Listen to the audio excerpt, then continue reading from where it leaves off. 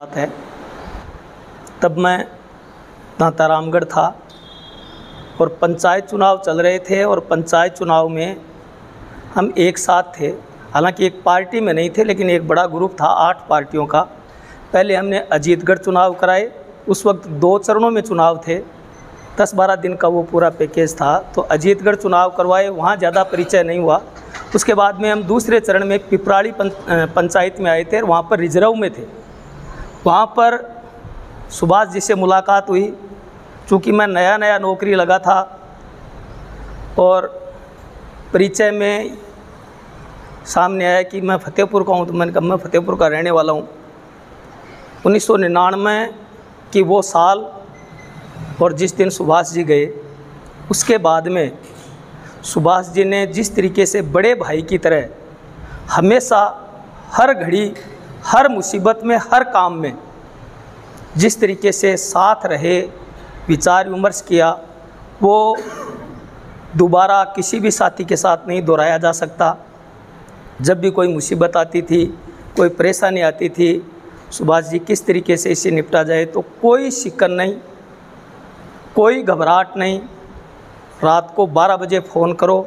मैं ऐसे साथी को निश्चित तौर पर व्यक्तिगत रूप से बहुत कमी महसूस करूंगा और मैंने सुभाष जी से बहुत कुछ सीखा है। सुभाष जी के जीवन में इवेंट मैनेजमेंट का जो पहलू था, वो शायद फतेहपुर में तो संजय जी, बद्री जी बैठे हैं, इन्होंने बहुत बड़े बड़े आयोजन किए हैं खेलों के, लेकिन शायद फतेहपुर में इन जितना इवेंट मैनेजर नहीं था।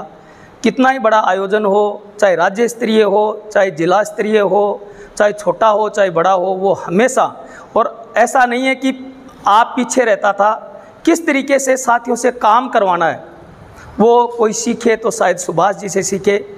मुझे याद है 7-8 में मैं रसूलपुर स्कूल में था, तो जिला स्तरीय टूर्नामेंट दे दिए। मैंने कहा भाई साहब कोई ग्राउंड नहीं है, ग्राउंड बना देंगे।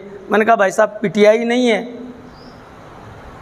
तो बोले तू पीटीआई हूँ, कम ही गए, तू पीटीआई तो ही। और मैं मानता हूँ उसने कभी भी, हालांकि मैं पीटीआई नहीं हूँ, लेकिन कभी भी उसने मुझे पीटीआई से कम भी नहीं समझा। हर प्रोग्राम में, कोई भी प्रतियोगिता होती थी तो वो ज़रूर याद करता था कि वहाँ तेरे को आना है और ये करना है। भाई साहब मेरे ये काम है, कुछ काम नहीं है, ये पहले करना है। और इतना प्रभाव था उनका, उनकी बात में, उनके कहने में इतना प्रभाव था कि शायद कोई भी साथी उनको मना नहीं कर सकता था। मुझे याद है अभी कुछ दिन पहले ही हमारे फतेहपुर में जिला स्तरीय शैक्षिक सम्मेलन हुआ था और उनका विचार था, कुछ साथियों का विचार था कि कोई शिक्षक भवन की भी नींव डलवाई जाए। मैं शायद पूरा फतेहपुर का शिक्षक समाज है वो उनका ऋणी रहेगा कि उन्होंने एक ऐसा विचार दिया और इस तरीके से मेहनत की। और 2-3 दिन पहले तक मेहनत कर रहे थे, लगातार साथियों से संपर्क करना, लगातार काम करवाना और ख़ुद भी करना। रात को 8-8 बज जाते थे, भाई साहब घर जाना है, नहीं जाना है, एक चाय और पीनी है तो पीनी है। संजय जी कह रहे थे कि बीकानेर जाते थे और किसी से पैसा नहीं लेते थे। भाई साहब मैं आपको बताऊं कि एक दिन गाड़ी के ब्रेक लगा लिए और मुझे नीचे उतार दिया उस आदमी ने गाड़ी से। मैंने वापस आते वक्त, बीकानेर गए थे हम किसी काम से, मैंने कहा भाई साहब थोड़ा साइड में ले लो। बोले क्यों?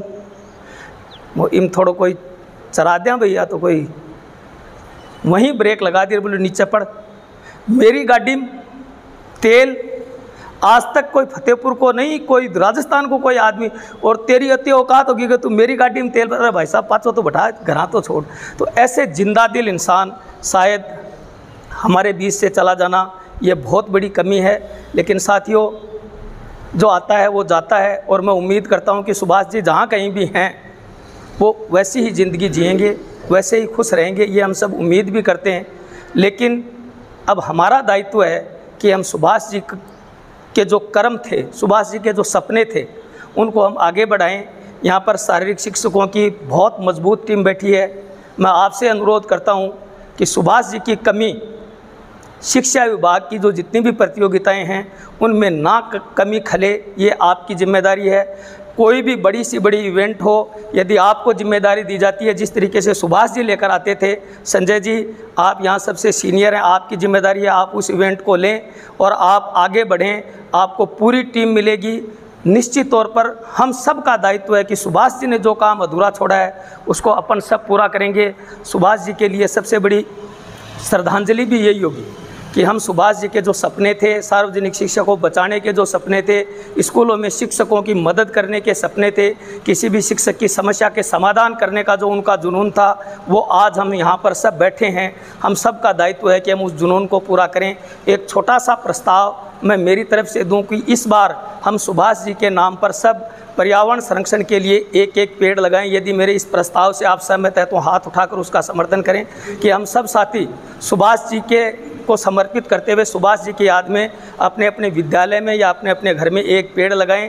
और यहाँ पर जो बैठे हैं हमारे संगठन के पदाधिकारी, उनसे भी मैं आग्रह करूँगा कि इस दिन को, इस 21 जून को कोई ऐसा इवेंट हम हर साल करें, चाहे विचार गोष्ठी हो, चाहे उनकी याद में कोई वृक्षारोपण का कार्यक्रम हो, या गरीब बच्चों की मदद के लिए कोई पुस्तकें या कोई शिक्षण सामग्री वितरित करनी हो, तो ऐसा प्रोग्राम हम हर साल मनाएं ताकि साथी भले ही चला गया हो लेकिन वो हमेशा हमारे दिलों में ज़िंदा रहे और हमेशा हम उनकी याद में कुछ न कुछ करते रहें।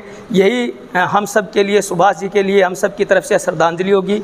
और निश्चित तौर पर फतेहपुर और राजस्थान के शिक्षकों ने एक बहुत ही कोहिनूर खो दिया है। मैं व्यक्तिगत रूप से बहुत आहत हूँ, घाटे में हूँ। निश्चित तौर पर उनकी कोई कमी पूरी नहीं कर पाएगा, लेकिन उनकी जो स्मृतियाँ हैं वो हमेशा हर साल हम इसी तरीके से कहीं भी इकट्ठा हों, चाहे भले ही हम 10 व्यक्तियों की एक टीम बने, लेकिन हमेशा हर साल उनकी याद में हम कुछ न कुछ करते रहें ताकि इस सार्वजनिक शिक्षा का भला कर सकें, पर्यावरण की सुरक्षा कर सकें। इन्हीं शब्दों के साथ मैं एक बार फिर से साथी सुभाष जी को मेरी तरफ से अंतिम सैल्यूट प्रदान करता हूँ। जय हिंद, जय भारत। अब मैं साथी धन जी को आमंत्रित करना चाहूँगा।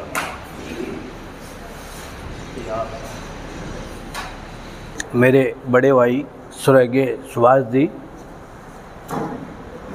और शिक्षक समुदाय के समस्त मेरे साथीगण,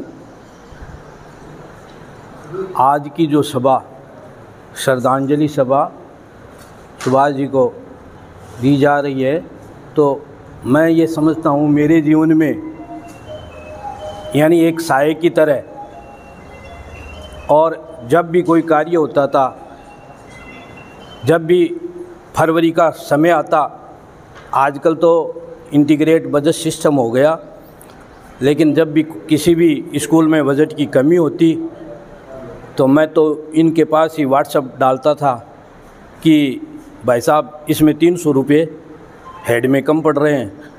तो भाई साहब पाटदई उपेंद्र जी या जो भी वित्तीय सलाहकार बीकानेर होते थे, तुरंत उस हेड में, उस विद्यालय में तुरंत बजट सफिशेंट उपलब्ध होता था। किसी भी अनुकंपा नियुक्ति के अंतर्गत भाई साहब को कहते तो बीकानेर से जिला आवंटन करवाना होता था तो जिला आवंटन तुरंत करवाते थे।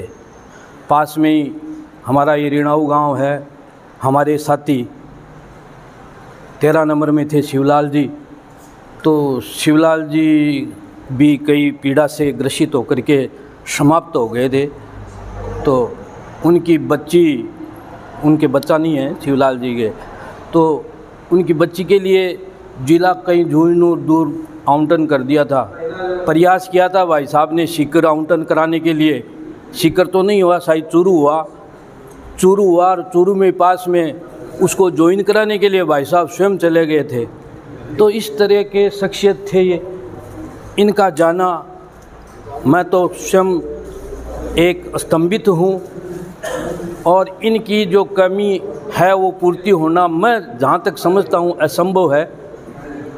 किसी भी भाई को मैं भाई साहब ये राजेश जी बोले नहीं, राजेश बढ़िया काम कर रहा है, धर्मपाल बढ़िया काम कर रहा है, अच्छा काम कर रहा है, मतलब हर व्यक्ति के प्रति, हर शिक्षक के प्रति हमेशा उनकी थिंकिंग क्या थी, पॉजिटिव। नेगेटिव तो कोई एक दो आदमी के प्रति तो जो हो जाती थी वो मुख पर कह देते थे, डांट भी देते थे। मैं कोई गलत काम करता तो डांट देते थे, नहीं ये नहीं करना है, ऐसे नहीं करना है। इस पर के यानी इनकी जो कमी है मैं तो समझता हूँ कि पूरी होना असंभव है। आज इस जगह पर हम उनको श्रद्धांजलि सभा दी है, तो पुनः बार बार ईश्वर से प्रार्थना करता हूँ कि इस दिव्यात्मा को मुक्ति प्रदान करे और अपने श्री चरणों में स्थान दे। ओम शांति। महान शख्स की श्रद्धांजलि सभा से पहले मैं इनको बार बार साधुवाद प्रणाम देता हूँ।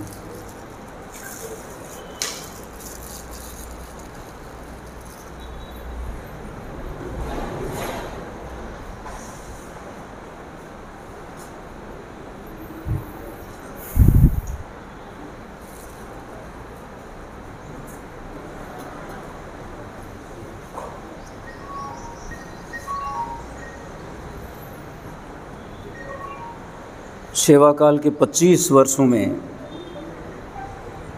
हम एक दूसरे के पर्याय बन के रहे। संजय जी जैसा बता रहे थे, ऐसा कोई दिन नहीं गुजरा, ऐसा कोई पल नहीं गुजरा। बहुत सारी बातें हैं, साथियों ने बहुत सारी बातों को शेयर आपसे की हैं। इस तरह से जाना विश्वास नहीं हो रहा है। सुभाष जी के जब सबसे पहले अटैक आया था तो मैं उनके साथ था, हम दोनों ही थे।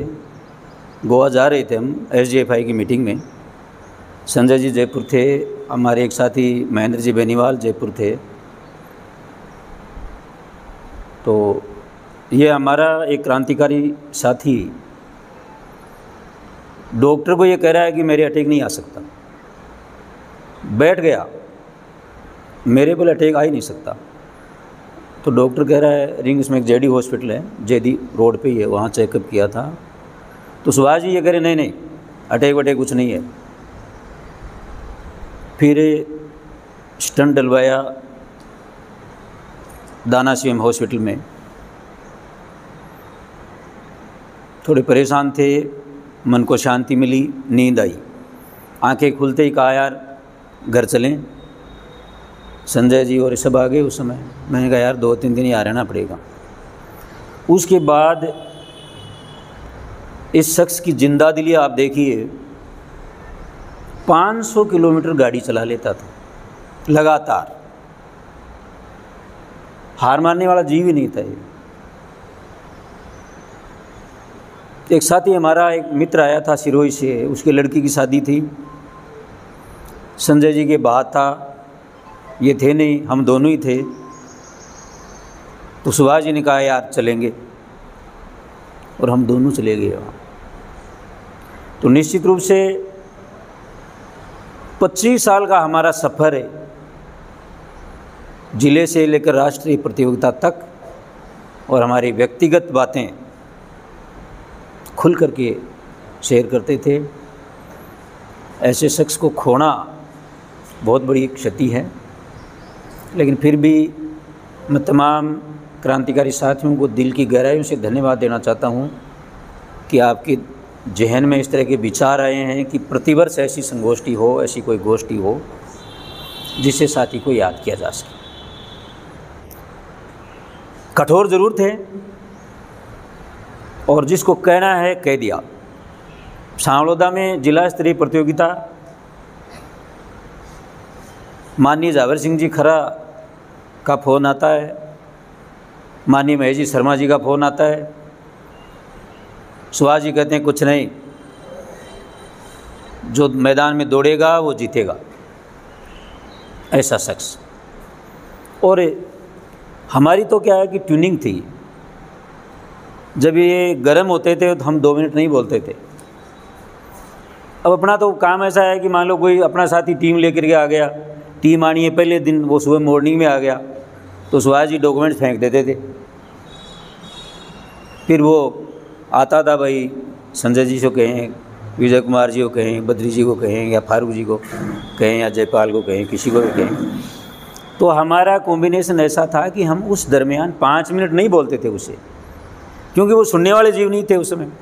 5 मिनट बाद में उनको समझाते थे, तो नहीं यार ठीक है आप कह रहे हो तो दौड़ा लेते हैं, भाई ये गलती तो है ना। ऐसा जीव जो दूसरों के लिए जीने वाला हो। रही बात अभी फारूक जी कह रहे थे तेल वाली, तो सर आप तो बहुत आगे की बात है।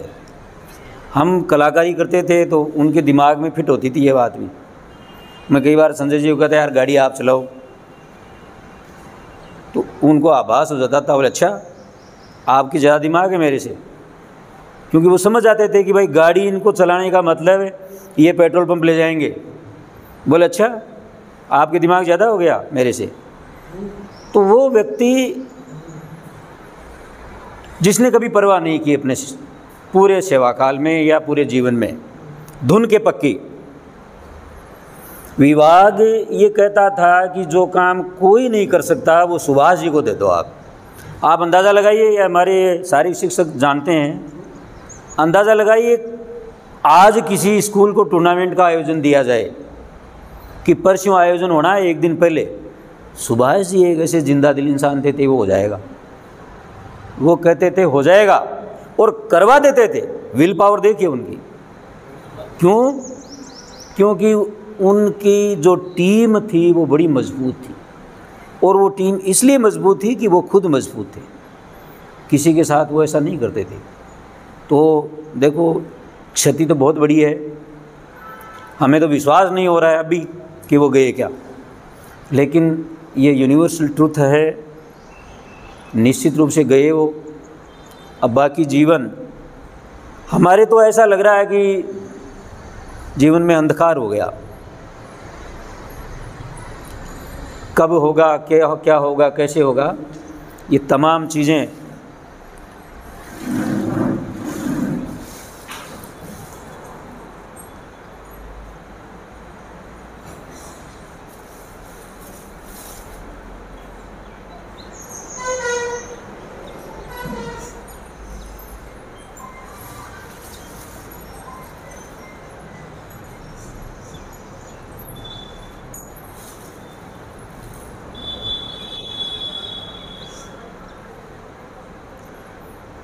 मेरी आपसे इतनी इल्तिजा ज़रूर है कि शख्स को आप ज़िंदा ज़रूर रखना, इसके जो टारगेट थे उनको अचीव करने का प्रयास करें, और